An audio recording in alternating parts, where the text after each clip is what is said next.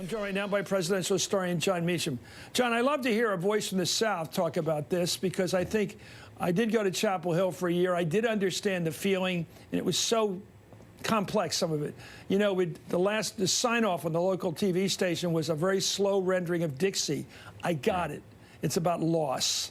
It's about loss, a regional loss. It wasn't about, at least at that point, about slavery. I get a sense they talked about the building on campus at Chapel Hill where they housed the Confederate or the Union soldiers' horses during the war down there. So there's a lot of pain, a lot of sadness. We're talking here about celebration. Celebration. What place does it have in our current environment? Celebration of Southern generals. Right. And I would draw a distinction between celebration and commemoration. I think that you can commemorate the past, we should commemorate the past, without mindlessly exalting figures who are at best complex and at worst simply not worthy of veneration.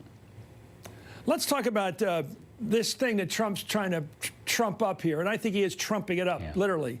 Nobody's going after Teddy Roosevelt, and the idea of going after slave owners, you'd have to basically take away our history, because the first 6 presidents or so had slaves. You'd have to go after people like Washington, and of course, all the Southern guys, all the ones who followed him, Madison, and of course Monroe and the rest, and of course old Hickory because of his Indian fighting and killing. Where do we stop? Where do we stop at saying we're going to recognize our history, accept it for what it was, and move on? And when are we going to say, no, some of it has to be decelebrated, taken away from our site?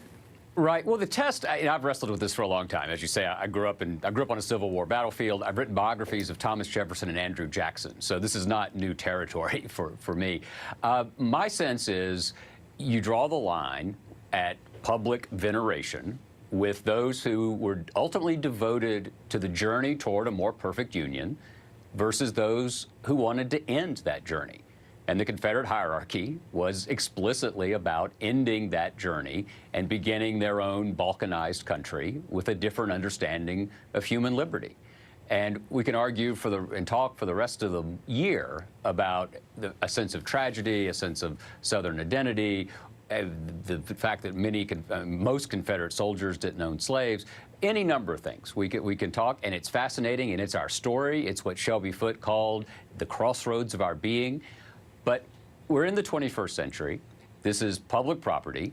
And it seems to me that George Washington, Thomas Jefferson, Andrew Jackson, James Monroe, James Madison, they are worthy of being both commemorated and celebrated because they were devoted to a project that ultimately led, it took too long, it took too much bloodshed, but it ultimately led to the great achievements of 1964 and 1965.